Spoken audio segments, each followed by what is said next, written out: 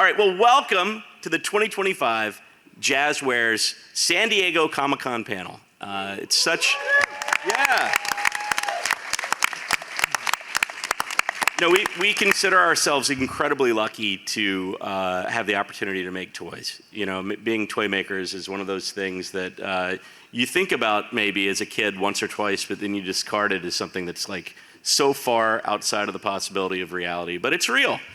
There are people that make the stuff that we all love and that I collected as a kid, and I'm sure you did too and continue to collect today. Interestingly enough, the adult collector is, I think the third year in a row, the #1 consumer segment in all of toys and collectibles. That's us. That is incredible.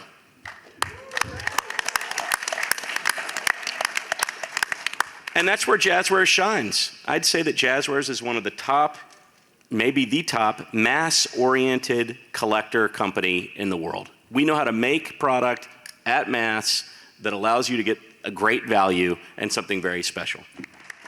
Hello, SDCC. Does anyone like wrestling? Okay, I'm relieved that you guys do. My name is Daniel Jung. I'm the brand manager for AEW alongside some other boys action properties. But today we're going to focus on wrestling here.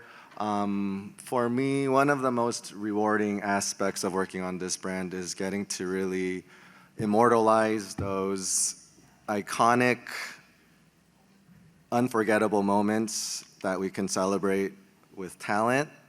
And when it comes to that, it's just really rewarding to see just how some of these wrestlers react when we bring them into action figure form, and it never gets old. And so since we are here at San Diego Comic-Con, I would like to talk about our San Diego Comic-Con exclusive that features Swerve Strickland.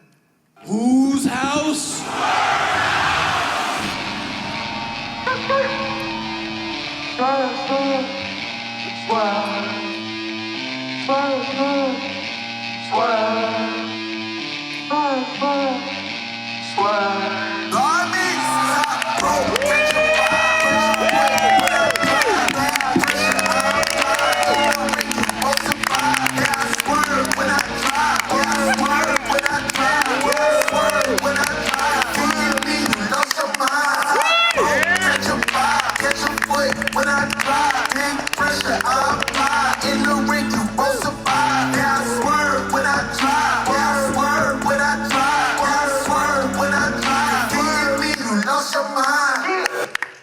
What's going on, everybody?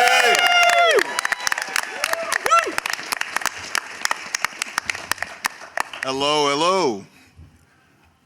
Is everybody excited? Yeah. Awesome. Thank you for coming with showing up with us early this morning. Seeing this figure right here is just like really incredible, really special to me. I hope it's just as special to you guys as it is for me, because this is like one of the most historic moments that we get in pro wrestling, and we don't really see a lot of them anymore. So it's really cool to be like, man, we can encapsulate history in a moment in a figure, and you can keep this with you. This can be like a really big timepiece, and it's this is something I really worked my entire life for, not just career, but life, to do something like that. And it's awesome to be able to like share this with you guys. You know what I mean? So seeing this like my hip hop name on the front of the box, you know, and being able to like have AEW really be able to just like let me be so free and creative and like have the opportunity to like mix things up like that, like take something that's like something that AEW didn't create and mix it with something and collaborate with it and make it something brand new idea that's real fresh and new, you know. And that's so this is what this all means right here, this new action figure coming out that we're unveiling to you the moment that I won the AEW World Championship at Dynasty. So this is the Dynasty, made history there, becoming the first black AEW World Champion with the Prince Nana robe that's been around since like '99, you know. To see that travel from like Jimmy Rave and Ring of Honor to like Jay Lethal, and to come to me and take it to Wembley Stadium, you know, the history that's traveled with that robe. So now we got it finally on a figure. So that's really cool, real special. So that's all I have to say. Thank you for, you know, rocking with me. Thank you for, supporting AEW. Continue to support AEW, Thank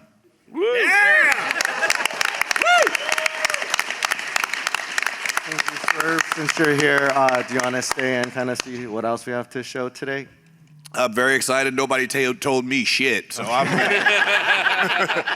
And I like that though, because I want to be surprised just like you. So I want to feel everything that's unveiled. I'm right with you guys, experiencing it for the first time. Awesome. So next up, coming exclusively to Target, we continue the pay-per-view series with a full gear version. Oh wow! Anything you want to talk about in regards to this gear? So what I like to do with my pay-per-view gears, I like to tell stories in them. So for that gear, the one pants leg was dedicated to Bray Wyatt, a good friend of mine. And something told me that match was going to be special in LA against Hangman. So a full gear, that was already a stacked, super stacked show. And I think that me and Hangman were just out to prove something, but I didn't know it was going to go so special the way it was. LA's become real special as far as city. Yeah.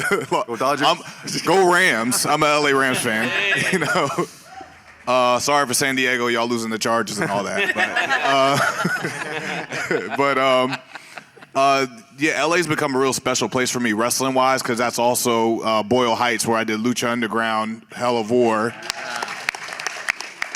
So I bleed a lot when it comes to me going to LA. So that figure means a lot. It's which also, so it was the tribute to Bray Wyatt. Something told me that was man, that night's going to be special. That's why I kind of came up with the concept of the gear with the angel and the devil on both sides. And coming full circle at All in Texas, I had JoJo sing out, dude, ain't nobody there. So it was still another tribute, and on the back wall there was a tribute to Bray Wyatt again with the Firefly. So I like to tell little stories and leave little nuggets, because that's what Bray used to do. And so for me, that was seeing his template and how he can really change wrestling on television weekly was so inspirational to me. I try to do that in the same way. He did it in a metaphysical way, concept wise. I kind of do it in a more of a earthly, is very humanly, is very still earth realm type way of putting it out there, but I still find a way to make it little storytelling and little Easter eggs and things. So if you look at little past gears and pieces of gears I wore, there's little stories and stuff in it. And if you look at my Titantron, is my house burning down from the inside, but moments and stuff. So I kind of embrace the hate and the negativity in my Titantrons. And if you look at the Titantron last pay-per-view, it was moments that led up to that match at that pay-per-view. And if you look at the Titantron and All in Texas, those are the moments that me and the Bucks had going back and forth every moment I had with the Bucks. So each little thing I do on TV, pay close attention to, because there's a little story and a nugget being told. So now I'm doing it with my action figures and stuff. So that's a little fun. Awesome. Next up, from our friends from Ringside Collectibles, there's a very special 2-pack. Is there any Nana fans here? Cool. So for the very first time, we have a 2-pack with Swerve and Prince Nana. So first, we'll show you a look at your figure, Swerve. Yeah. And it also comes with your cool fur vest thing that you the green one. That's actually sponsored by Jordan Craig. So that was cool. So they made that for me. Sent that right to me. So I was like, that's really cool. Kind of like Kraven the Hunter inspired concept wise, but not like a necessarily a cosplay of it. Yeah. And so it was a more Kraven the Hunter. And if you look on the trunk side, it's Hangman's head on a platter. I put those two concepts together, and then the art just kind of told itself a little bit. That was Revolution. That was a really cool concept. I never really wear green a lot. That's the only time you've ever seen me really wear green since Killshot days. Oh, cool. So I don't do green too often. So that was probably the one time I will. I don't know why. And then first look at the very first Prince Nana figure. Yeah. And as I kind of mentioned, when it comes to celebrating important moments. Yeah. Through Shop AEW, after you won your championship for the first time, there was like this very iconic pose that you did. Yeah. And so we wanted to Yeah. to figure form. Shout out Ryan Loco who took that photo. He's incredible, incredible. Yeah, I didn't know about this. That's cool. That jacket was, I think it was called Concepts, or I forget the brand name, but Kyrie Irving wears that jacket. He had a jacket just like that. So that was given to me that day, and the hat was Cult of Individuality. That's another brand. So I was wearing like 2 different brands and stuff when that was given to me. So that's going to be another one that's a really cool, encapsulated special moment type deal. Of course, the Killmonger inspired gear when I won it, which is kind of like tailored to this one. But that's really awesome. That's incredible, actually. I don't think, do I have like, yeah, I'm like, do I actually have that hairstyle in any of these? the braids. That was like my Hellboy devil horns style thing, which is why I started doing that. The whole point of like the eye makeup was I did it for a whole year because I wanted to do, when I got put in a coffin the first Wembley show was by Sting. And I wanted that to mean something. I was like, oh man, if Sting's put me in the coffin, I should not come out the same Swerve anymore. I should be really different. Cause it's like Sting. I wanted that to like travel with me. So after that, I came out like I slept in a coffin for 2 weeks. So I started doing the eye makeup. Then I was like, actually, let me go another level deeper in storytelling. So I wanted to be more corrupt. That's why I chased after Hangman. And then like I wanted success and all this other things. And the championship was like obsessing. That was my whole obsession of why I was turning so foul and evil and stuff. And then so the makeup started getting darker and darker until I got the championship. So when I got the championship, it was like, okay, I got it. Now I'm like possessed in a way. Now it's like that championship in me is molded. And then I did that all the way to the following Wembley when I lost to Bryan Danielson. Actually, no, till All Out. When Hangman beat me. Was that the super bloody match? Yeah. Oh, okay. With all of them. Yeah. The cinder block. Yeah. Whoa, Hey, lads, there's this. my brother, I apologise. I don't mean to steal any of your thunder, but like, I've got a real important surprise that I need to show people today, and I know I can't be there right now, but this bad boy right here is going up right now. That's right. Damn, look at that. Will Ospreay Supreme collectible right there. Look at that. You want to know the best thing about this is look at the detail in the tights. Look at the jacket. Look at the face. Look at the curtains. But the best bit about it is interchangeable crime fighting pants. Oh, that's guys, awesome. If you want one of these, go to Ringside Collectibles or Jazwares Vaults. But thank you guys. Get this toy because it is on another level.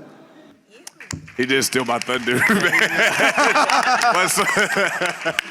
Up for pre-order today, I want one. right now, both at Jazwares Vault and Ringside Collectibles. You have a chance to purchase this. So I don't think you want to really talk about this guy too much. You guys are friends, but you know, Oh it's yeah. about the Swerve No, show. I'll let Will unveil the storytelling with that stuff. But that's awesome. That's incredible. This is a kid I've been wrestling since he was 18 in Essex, London. And like I said, I knew back then he was going to be special. And then when he won Super Juniors, I was like, oh man, at like 23, he won the Super Juniors in New Japan. I was telling people in the States, I'm like, y'all better get ready because when this guy comes over here, the game's changing. And sure enough, what happened? He came over and AEW and just pro wrestling in general just went once again to another level because of him. You know, he's made our product better. He's made wrestling better. He's changed the perception of our generation of pro wrestling. And I feel like a big brother to him for real because like I slept on his floor at his parents' house in London and stuff, and you know we traveled the world together. That's my guy for real. Awesome. Thank you so much, Swerve, for joining us today and making time.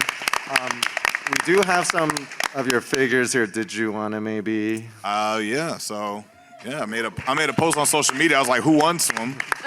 This is for me, right? You got like Dan, you made these. You got like probably a whole warehouse full of these. It's a bad marker. Oh, no. We have another I marker? do.